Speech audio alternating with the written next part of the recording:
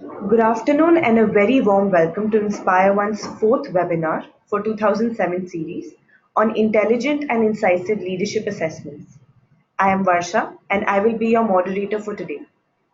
Before we begin, I would like to take a moment to introduce you to a few things. In order to make this webinar a co-learning and sharing opportunity, we can use the text chat feature at all points during the webinar. For minimal disturbance during the course of the webinar, we would request you to keep your lines on mute. There will be a dedicated Q&A session during the last 10 minutes of the webinar. Hence, we encourage you to send us questions as you have them. We will take up those questions in our Q&A session.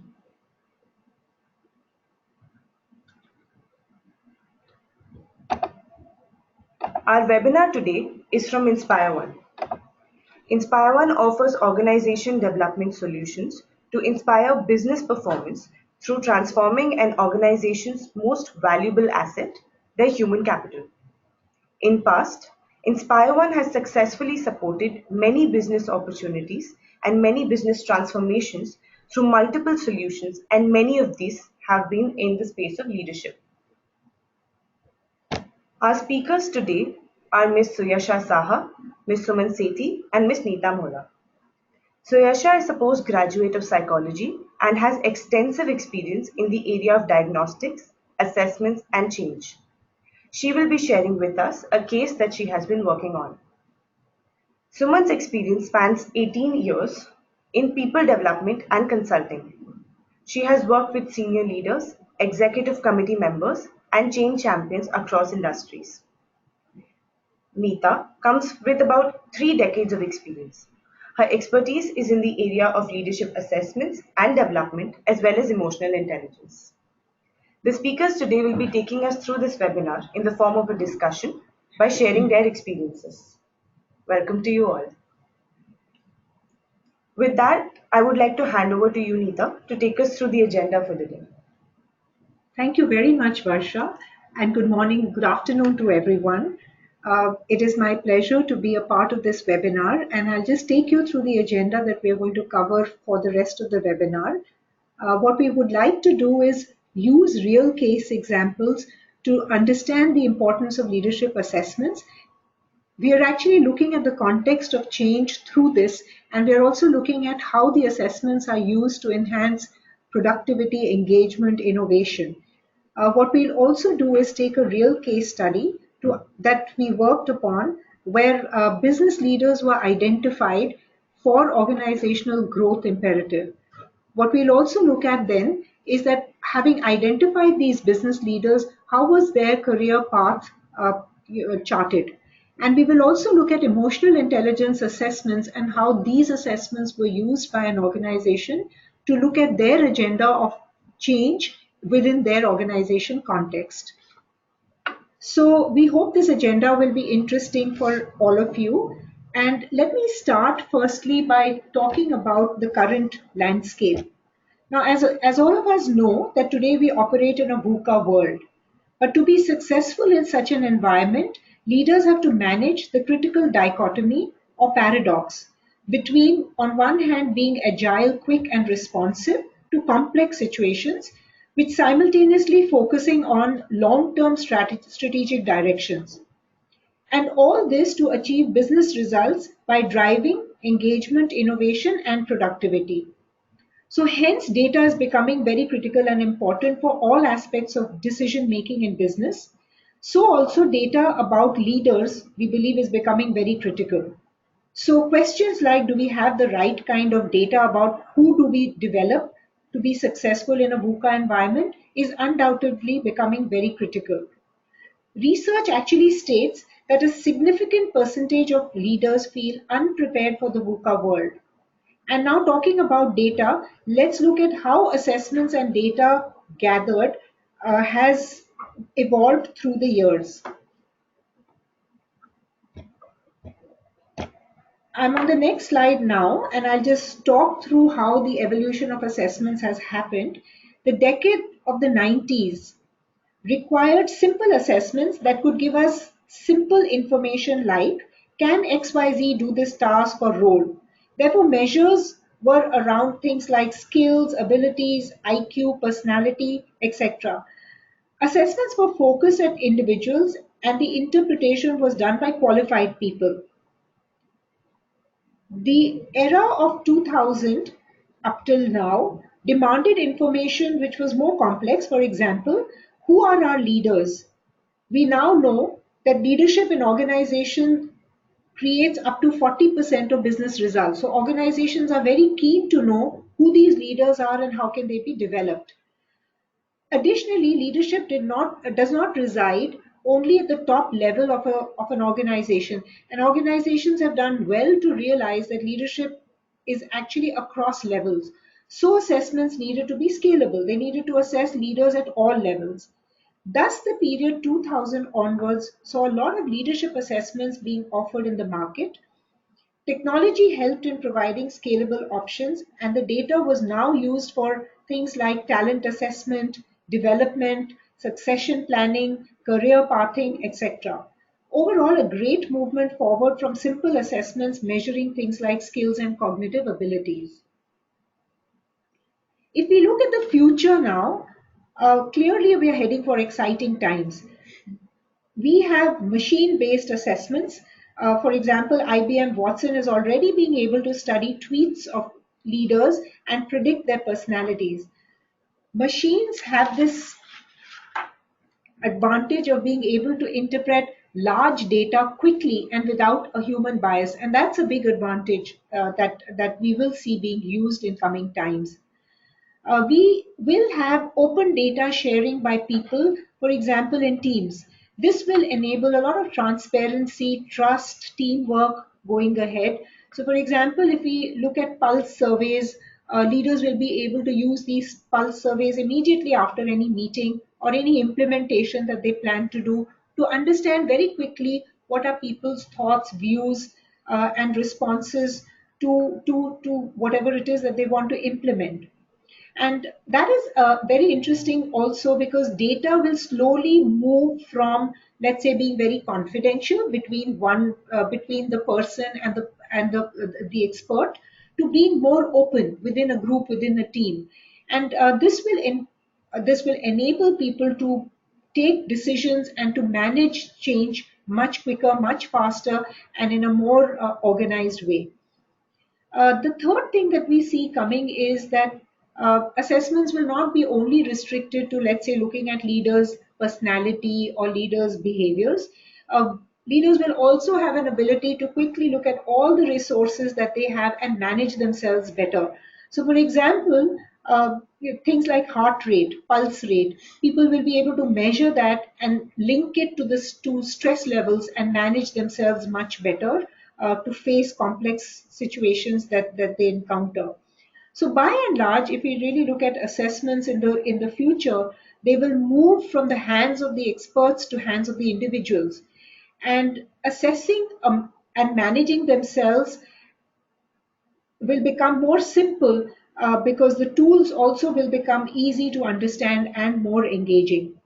So it's interesting, it's exciting to see how assessments and organizations really have moved in the last so many years, many multiple decades.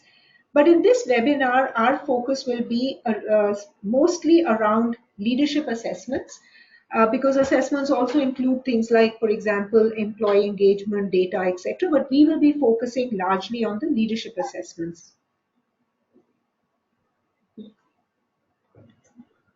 So let's look at our leadership philosophy when we are looking at leadership assessments. Let me try and explain this to you, the InspireOne IBM model. And this believes that leadership potential is a combination of leadership capacity and leadership capability. This answers the perennial question of, are leaders born or can they also be developed? So we believe that leadership is inherent partly, which is it is in the nature of the person, it is in the personality of the person, it's within the traits that a person learns very early on in life, the preferences, values, motivators, etc. And a part of this leadership, therefore, is inherent, it's hardwired, and it gets developed in the early age and stage in life. But we also have what is called the leadership capability, which means the extent to which leadership competencies have been developed in an individual leader. So we all know that organizations have competency models and proficiency levels within competencies. So when we measure this, what we are talking about is we are measuring behaviors that a person has been able to develop. We also call this the nurture part. And this development happens through different roles that a person goes through and the experiences that they gather through these roles. So leadership potential now, if we go back to the potential assessment, is a combination of nature, which is do I like to lead? That's my nature. And also my capability, which is can I lead? Have I developed the behaviors that will allow me or enable me to lead? And measuring both these aspects gives a very intelligent, foresight to leaders and to organizations to predict the potential that they have for leadership roles in the coming years. So I'd just like to summarize this. So our framework, of course, is based on extensive research. And what we're talking about here is we measure the leadership orientation and the motivators to determine the leadership capacity. And we also prefer to measure the behaviors and the experience to look at the leadership capability, the extent to which the behaviors have been developed. And when we take these two pieces of information together, we have a very sound understanding of what is the leadership potential going forward. And when we look at any development process, this helps us to look at each individual leader's potential. What is it that can be leveraged? In what area can this be leveraged? How soon can this be leveraged? And this information really helps for organizations to create their leadership pipeline. So that is really about the leadership framework that we follow at InspireOne IBM. And now I think I would like to take a real case example and let's proceed with that to really see how we worked in an organization to identify business leaders and also be able to differentiate functional leaders from business leaders. So, Suyasha, can I invite you to take this business case now forward? Yes, thank you, Neeta. Uh, Let me start by giving you all a brief background.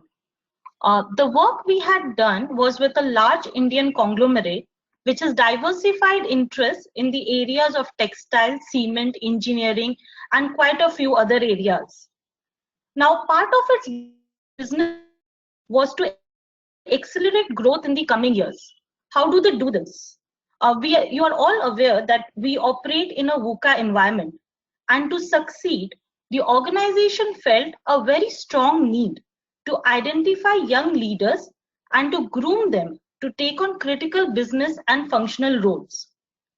I think to help you comprehend the criticality of the need, we'll need to reflect on the kind of business environment the organization operates in. This is an organization with an almost 100-year-old legacy, and this has diverse businesses, each with its own set of dynamics and at different stages of growth. Thus, it became absolutely imperative to identify young, talented leaders who would be able to break the existing mold, say, develop innovative solutions while balancing the existing traditions and the best practices. Let's move on to the next slide, where I'll give you the two major objectives of this initiative. The first, from a pool of around 300 high potential individuals, we had to clearly identify leaders who can drive growth and bring in new energy in the organization. The second objective of the initiative was to clearly distinguish between leaders who would excel in business roles and leaders who would do well in the functional domain. Let me also give you a brief idea about the process that we followed. In the beginning, we determined a clear eligibility criteria, which included consistent high performance for the last 3 years and certain education and age requirements. The second level of the process was a cognitive assessment using which we screened out some of the talent pool. The third and the most important level was the assessment of leadership potential. Just to give you a quick summary of the entire project that we did, the output that was expected out of this was a pool of business and functional leaders who can be groomed to take on critical roles in the next 3 years. I think by now you would understand that with the background that I've shared with you, you would be able to appreciate the importance of this initiative for this organization. And I have to tell you, I think I was very, very concerned when we started this project, as we were taking on a responsibility of identifying the future torchbearers for a particular organization. I think a huge responsibility for all of us. But the use of assessments made the task a little bit simpler for us. Let me take you through the entire process that we used to identify the potential leaders using the IBM's Leadership Preference Questionnaire. Step 1, the purpose of this step was to clearly articulate the ideal profile of a business leader as compared to that of a functional leader. For this, we conducted diagnostics by interviewing senior leaders, the current high performers, always keeping in mind the long-term strategy of the organization. The output that was expected from this step was a clear list of critical competencies that would be required for both the roles. Moving on to the next step, before we move on to the next step, let me take a quick example here to understand how a business leader is differentiated from that of a functional leaders. In their particular context, a business leader would need to look at more complex, long-term, diverse business issues and have a holistic perspective, while a functional leader needed to have a more in-depth understanding of his own functions and build operational excellence. So in this manner, we created a clear segregation between the two roles, as well as identified the critical competencies needed for each. Step 2 of the process was mapping these critical competencies to the traits, leadership traits and dimensions from the Leadership Preference Questionnaire. Let me again share with you an example to throw some light on this step. One of the most critical competencies that was identified for business leader was passion for results. Now, this means the ability to initiate action, set challenging goals, drive results to completion. We mapped this particular competency to the leadership traits of achievement orientation, taking initiative, and action. So this is a process that we followed to map each of these critical competencies to the different leadership traits and dimensions that we have. Step 3 of the process was the actual filtration process. We created a 2-gate process to segregate the business leaders from the functional leaders. Gate 1, the objective was to filter business leaders based on motivators identified as critical for their role. For example, a business leader in this context needs to have motivators like entrepreneurship, enterprise leadership, pure challenge, among others. So using this, we clearly segregated a list of participants who would be good business leaders. Next step, as gate 2, the participants who qualified from gate 1 were further evaluated to determine if they have the ideal preferences and traits that are identified for a potential business leaders. Let me quickly summarize this entire initiative that we took. So at the end of this initiative, we had clearly identified a niche pool of business and functional leaders. I think now I would also want to spend a few minutes highlighting some of the learnings and the benefits that we could recognize from using these kind of intelligent assessment solutions. I think it definitely made my work much easier using this assessment solutions. But I think a more important use that we found is nowadays organizations are moving away from using just past performance data to predict future growth. The focus has definitely shifted to understanding a individual's potential using assessments based on motivation and inherent preferences. This data now can be used to predict an individual's preference for leadership role, his ambitions, his drive, his potential to succeed as a leader, amongst many other things. It is also very important that we are able to clearly articulate the desired competencies for a particular role and the level of leadership and align our assessment tools to the same. This would make the assessments more focused and meaningful for the individuals. The third very clear benefit from the assessments would be that the data that the assessments provide will not only help an individual or an organization to build its leadership pipeline, but also provide insights to individuals on how they can leverage their inherent strengths and motivators.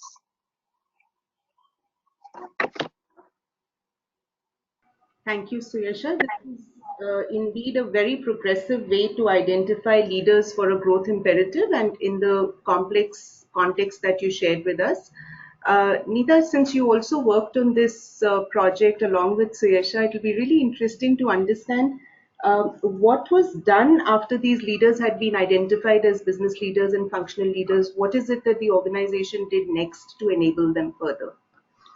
Yeah, thank you, Suman. I think the question is really important because the whole subject of this webinar is intelligent use of assessment. So clearly organizations, as we can see, are not using it only to predict performance, but really develop their leadership as well.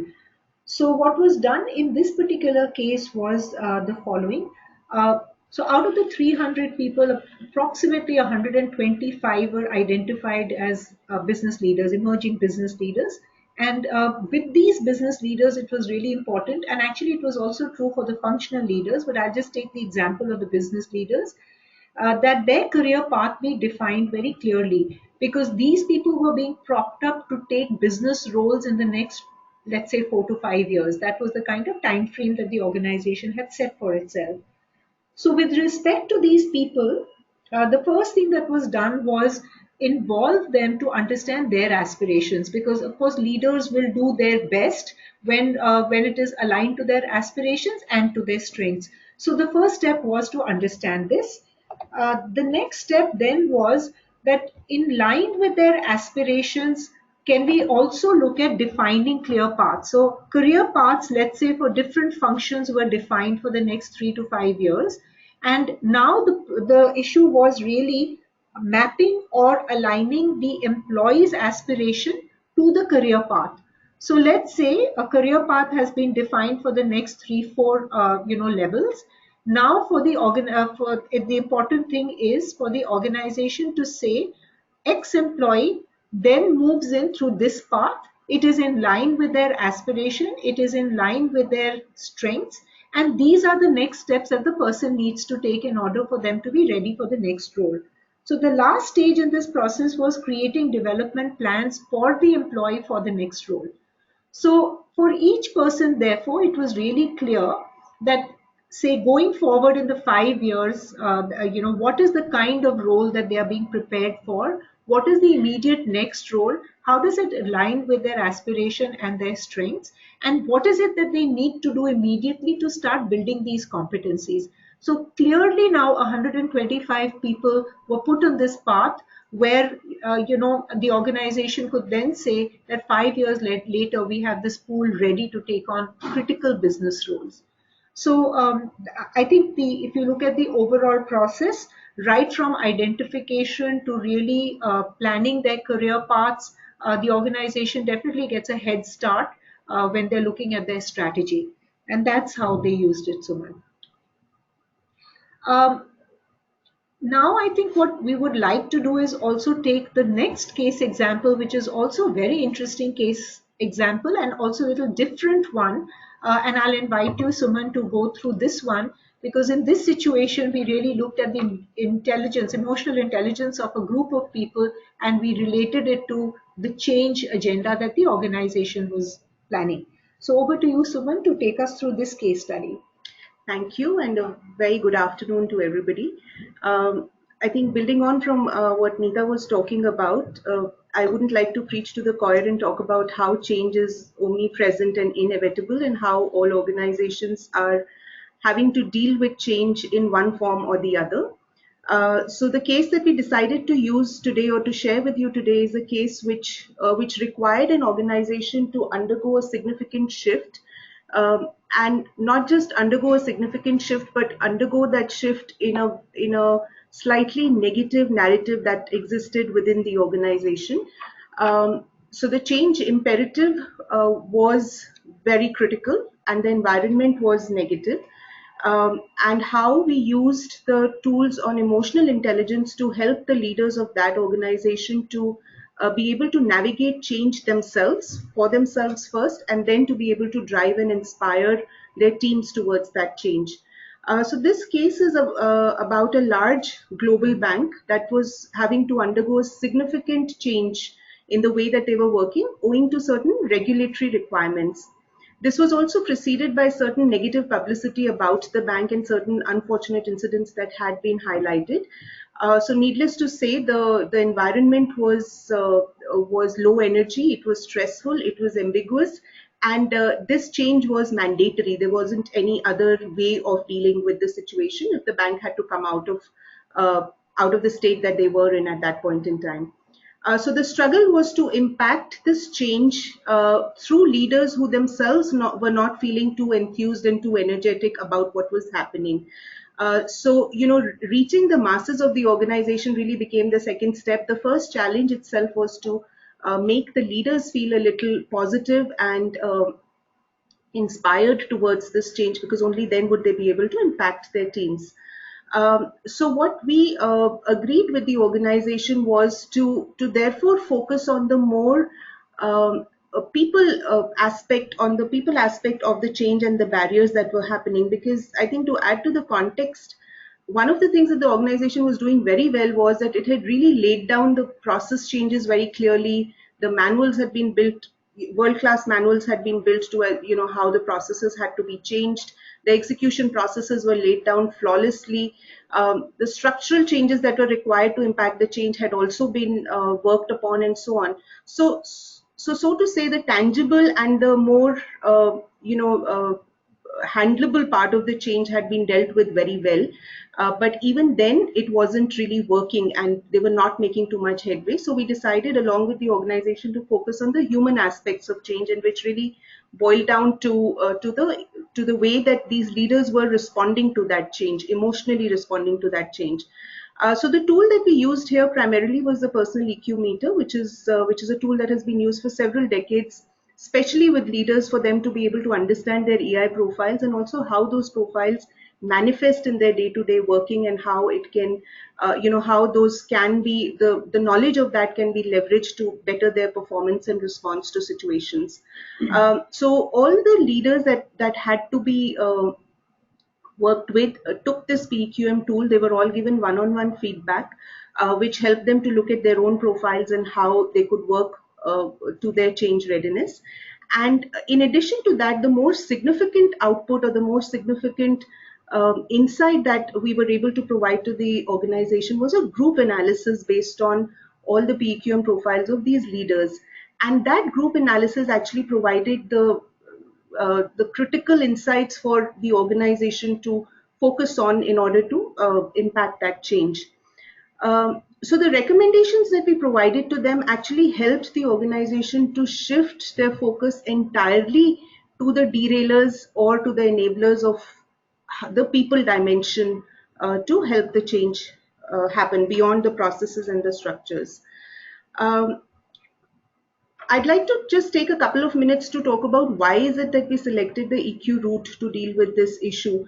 Again, I may be stating the obvious, but all of us would be aware of the fact that the response to change is largely emotional. It either manifests itself through as fear or as inertia to get out of our comfort zones, or lack of trust, or cynicism or skepticism about why this change is required. Why am I required to do something differently from how I was doing it? So as we can all see that the response to change is mostly emotional, and the way that organizations focus on change is mostly logical. Mostly organizations would start with the very logical process changes, the very logical structure changes, the very logical organization level primary communication about uh, what is going to happen, and very, very good project management. I think most organizations today have mastered um the logical response to change. But what still remains to be addressed is that the bigger response to change is the emotional response. So, therefore, at the cost of creating an oxymoron over here, actually, the logical way of dealing with change is the emotional route, because the barriers or the enablers are coming from the emotional responses to change. So, that's why the EQ route was chosen. Um, Moving on, what I'd like to talk about now is that out of all the components that comprise the EI profile of a person, there are almost 15 components, which most of you would be aware of. We'd like to highlight the ones that directly impact change readiness, because the idea over here was not to give a generic feedback or a generic insight on emotional intelligence and a leader's impact through that, but it was very specific and incisive to what are the elements that will help a leader to become change ready. So looking at some of those elements, the first ones that we looked at were in the area of self-awareness. The first one was objectivity. Objectivity, because if a person is not able to objectively respond to a certain requirement of him, or a certain change that a person has to undergo, if the response is not objective, it can lead to catastrophic thinking about the worst case scenario, and it can lead to a very inaccurate response to a change. And so therefore, if people are not objectively viewing at the change, chances are that the barriers would be very high to change.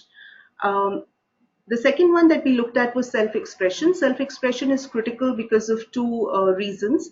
If the self-expression of a person is low, it could manifest in two ways. The first is that the person may feel a lot of distrust, may feel cynical, may be skeptical about the change, and may not be willing to share his skepticism or talk about it. But that doesn't mean that that doesn't exist. What it means is that it'll simmer under the surface, and it will manifest itself negatively in some way or the other. And often by the time it manifests itself, it may be too late to deal with it. So that's one response of low self-expression. The other possibility of low self-expression would be some people would probably communicate too much about it, and maybe destructively about it, maybe negatively about it. So there may be a lot of aggressive communication happening, which will not address the cause, which will not help the cause of change. So in both the scenarios, it's important that if self-expressions of people are low, they need to be addressed at the right time and preemptively dealt with. The other elements come up in the area of self-management. The first one is actually the direct link to change, which is adaptability, which means a person's ability to respond to change positively. So a person with a high adaptability score is a person who would actually seek change, would be very happy when change happens, and response to change would be positive, would be willing to take it on, would be willing to explore, would be at the exploration stage right at the beginning. However, if the adaptability score is low, it means that there is going to be immense resistance to change, because change doesn't come very easily to that person. And if adaptability is low as a group or as a team, then the organization has its work really cut out for itself, because then you're dealing with a group of people who are resistant to change, and that requires a whole different level of effort. The second one is problem solving, and problem solving is critical for the reason that change will always bring issues with it. So there is no change initiative, I think, that may have happened with us at our personal levels or at organizational levels, which would not have come with its own share of problems or issues to be resolved. So if the problem solving component of any person is low, then their ability to deal with those changes that come, those problems that come along with the change is low. The movement on it is obviously going to be tardy, and it is going to be fraught with a lot of pain. But if the problem solving ability of a person is high, then he takes the problems at a pace, addresses them, and moves on, and that helps increase the pace or hasten the pace of change. Moving on, the other very critical element that impacts change is a person's optimism or level of optimism. Um, Even if, this is very critical, because even if a person is low on adaptability, for instance, but is an optimistic person, chances to move that person on adaptability will be higher and faster, because his general outlook or her general outlook to the future is positive, is hopeful, believes in a good outcome coming out of situations. So it will be easier to help that person along the change curve. And on the other hand, if optimism is low, and the view about the future is not so positive, it will come with its own inertia for people to move on to whatever is expected of them. The next element that is critical from the change imperative is the element of contentment. Contentment is really about how a person or how people are feeling at a certain point in time about their situation, about their environment. Are they happy? Are they content with what is happening? Or are they low on contentment, which has a direct relation to the energy that people may be feeling at a certain point in time. Now, if contentment, especially of an entire group, is low, and which is likely to happen when there is a negative narrative in the organization, if people as a group are not feeling very energetic or not feeling very hopeful about their situation, uh, it requires Herculean efforts from leaders to actually just build that energy level, just to build hope, just to build confidence of people that things can be better and will be better.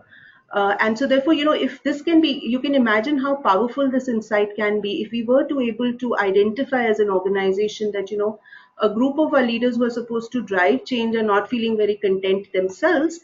Then processes, structures, etc. can take a back seat. The first thing that needs to be addressed is how do we make these leaders feel empowered, feel energized, feel inspired to be able to really take on the mandate that they have to drive, and then work with the processes, etc., that are already in place. Moving on, empathy, especially from a leader's point of view, is a very critical component for change, and we'll also, talk about it a little bit more later.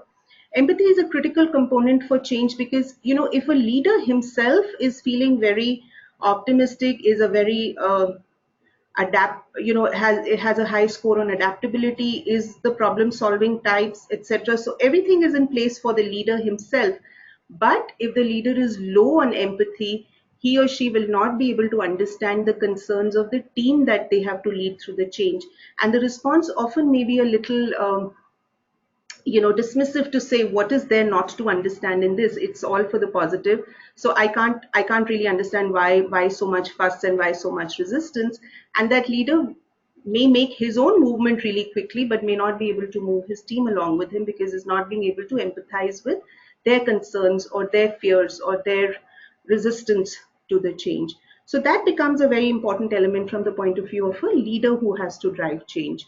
So moving on, just to summarize what we have spoken about in the last slide, we are just sharing with you over here a high performance framework that we use for any kind of change situation, which talks about what is the performance that we want to derive out of that change initiative. So what are the performance goals that we are looking at, and what kind of an environment and what kind of behaviors will lead us to that performance.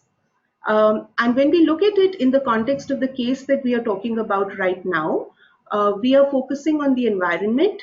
The environment here being the environment that leaders are going to create for the organization to be able to make a shift. And so therefore, from that point of view, we are looking at the elements of adaptability, optimism, empathy, objectivity, self-expression, and contentment. From this group of leaders point of view, to see where did these, where do these group of leaders feature vis-a-vis these elements, and therefore what is the implication of that for this organization and their readiness to change. Uh, Moving on, what we are sharing with you in this slide is a table that comprises all the elements of EI that these leaders had responded to in their own PQM tests. And what we have done over here is that we put together the areas that came up as concerns, specifically from the point of view of the change readiness or the implication on change. So as you can see, self-expression was a concern area, so which meant, and which is also what we discovered when we had one-on-one feedback sessions from these people. We discovered that there were two sets of people, one who were feeling a lot of mistrust, feeling a lot of fear, etc., but were not being able to voice their concerns because they felt that the environment wasn't really enabling that voicing of concerns, and they were not sure whether they could or should talk about, what was bothering them. And we also encountered a set of other people who were, instead of being the positive champions of this change, were actually the negative voice in the organization about, which was raising doubts about the change. So either case was not helpful. Then we look at the element of adaptability. As a group, this group was low on adaptability, which meant that as a group, there was a very natural, innate resistance to change. Nothing right or wrong about it. It's just, an innate response that people have to change. But if those people have to drive change, then it is an area that needs to be addressed and addressed with speed. Um, then, as you can see, optimism was low. So hope and energy was obviously low because there was a negative narrative that was on, and contentment was low also for the same reason that we have discussed. So this organization actually had its task cut for itself. And when we presented this report to the senior leadership team, the top leaders in the organization, our objective was to actually help them to draw very critical insights from here for them to be able to focus on the right areas to enable the change, because everybody is very comfortable with the tangible areas of uh, how to correct the processes, and how to audit them, and how to get those MIS sheets on how we are doing on those processes and all. Everybody is really very comfortable because it's the easier one to do. But to also shift these leaders to saying that all of that is really good, but unless you address these emotional um, uh, you know um almost emotional alarms that are there in the organization, you're not going to make too much of a headway. So that was an interesting and a complex presentation, and I'll just share with you broadly what are the insights or what are the recommendations that we made to them. So very clearly, low adaptability was, as I said earlier, is indicative of resistance to change. And if an entire group of leaders who has to drive the change is feeling like that or is low on adaptability, then the top leaders really, really had to go the extra mile to demystify the change for this group of leaders, which meant that they had to spend a lot of time with this group of leaders to talk about why this change was required for the organization, for the leaders, for the individuals in the organization, for the customer. What they needed to do was actually work on a proof of concept to say that this is why this change is required, to be able to show them tangibly why this change meant, almost was a critical success factor for the organization. They had to go the extra mile to create that alignment, and this couldn't just happen in formal forums, but this needed to happen in every interaction that the top leaders were having with this group of leaders, to constantly build alignment so that these leaders could own the change and not feel that they are being pushed into this change. The second area, or the two areas that were low, were contentment and optimism, which meant that if these leaders were told to do certain things, they may do them, but they're not going to do them with a whole lot of energy or with optimism of the results, and so on. Therefore, what was really required over here was, again, for the top leadership team to focus on building hope and energy, of building confidence in this team for them to believe that they could really make this change happen, and it would mean big things for the organization and for them to be actually also focusing on celebrating successes and converting the negative narrative into a positive narrative. So moving away from that auditory way of looking at the culture to a developmental, to a more, like I said, a more hopeful way of looking at the culture. So building a lot of hope, celebrating successes, building energy, etc., is what this leadership team would have to focus on. Finally, low self-expression, which we also spoke about in terms of, people feeling cynical about what was happening. So, we as people who work in the area of change, we believe skepticism is absolutely normal, because any kind of change will have a first response of people being skeptical about it.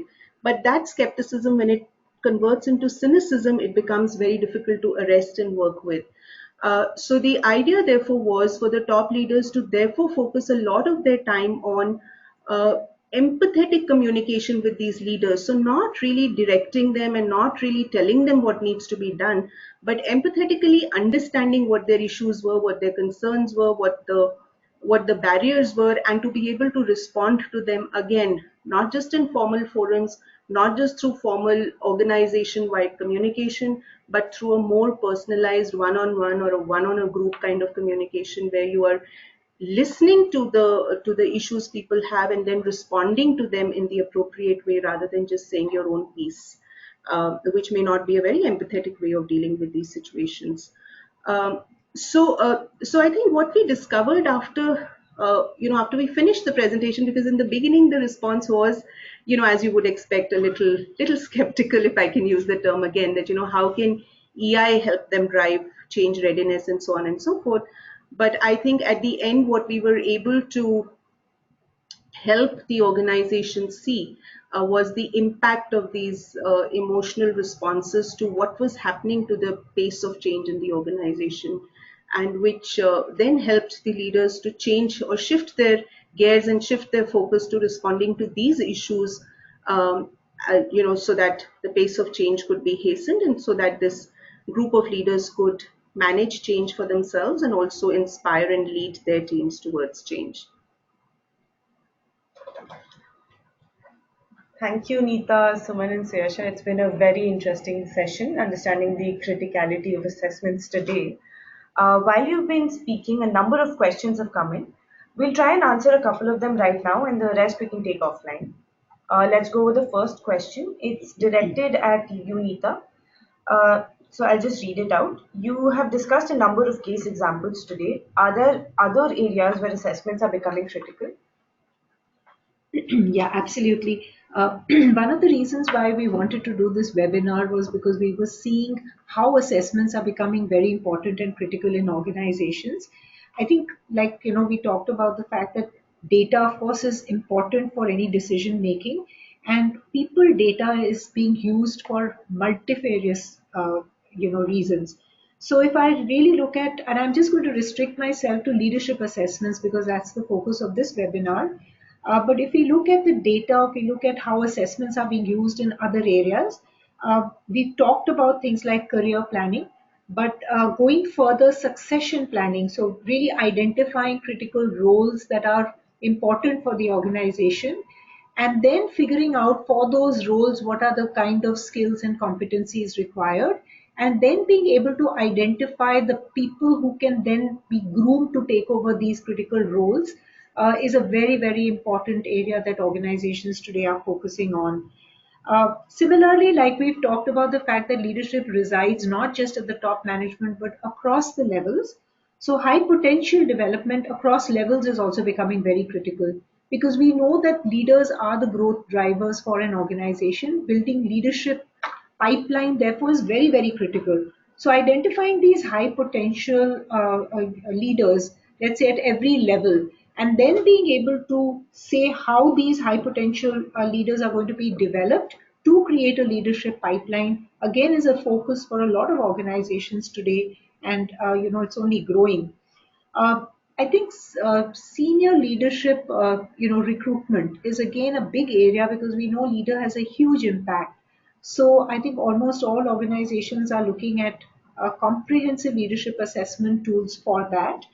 And like the example that was given by Suman, it's not just now restricted to leadership assessments, of course, is not just restricted only to the individual, but the group reports, or the report of let's say a group of people is being used to really assess the bench strength, of leadership in an organization, more incisively what is it that they need to do for solutions and for problems that they face. So those are the additional areas where leadership assessments is gaining more and more importance, and companies are definitely focusing on this. Thank you so much, Neeta.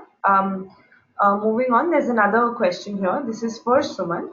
How does an assessment help excuse me? How does an assessment help to prepare a senior leader to change on a one-on-one basis? Yeah, I think this is a very pertinent question, and especially in the context of the EI assessments that we were talking about. So, as coaches in this area, also all of us are very intrigued and very yeah, I think I'd use the word intrigued with the power that a profiling, like an EQ profiling, that can have on an individual's awareness or insight on his or her responses to situations, and his or her ability to then deal with those. So I'll take a couple of examples from the case study that we spoke about already. So one example that I was sharing with you while I was talking about the case study was the example of a leader who actually was high on optimism himself, was high on self-expression himself, great score on objectivity, was a content leader, also had great achievement drive. So his response to change amongst this group of leaders was possibly the most positive response to change as an individual. So he was very excited about the change. He could, because he was adaptable in by his profile, he responded to the change positively, was eager to move on with it, was optimistic about it, and so on and so forth. However, in his profile, his empathy was low. So what this meant was that for himself, he understood it. For himself, the VIFM was very clear. He was optimistic about the results. So he was change ready. But because his empathy was low, he couldn't for the life of him figure out why the rest of the team was not change ready. And why were they not feeling as excited about the change as he was? Why were they not feeling as optimistic about the change as he was? So for him, it was all in place, but his ability to understand what his team would be going through, or their fears, or their anxieties, etc., he was completely blind to them because of his low empathy.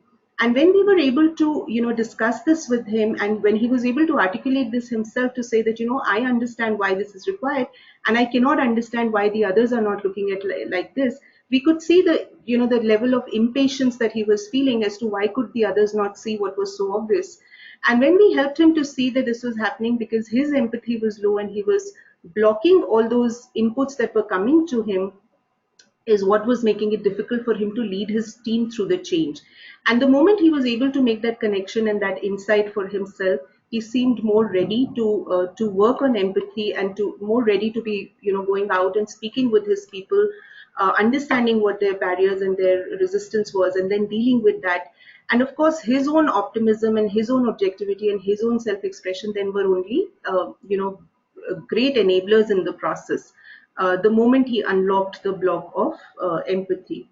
Similarly, in another case, a leader himself feeling, who was low on objectivity, was low on optimism, was low on contentment, but very high on empathy, had a completely different impact, because he himself was not feeling so enthused about the change. He himself was not so objective about the impact of the change. He himself was not very hopeful, and he was empathetic to similar fears and doubts that his team had. So, which meant that it built on his own fears and his own doubts, and which also meant that very subconsciously he was also building on their fears and their doubts, and was actually multiplying the impact, the negative impact, because his empathy was very high.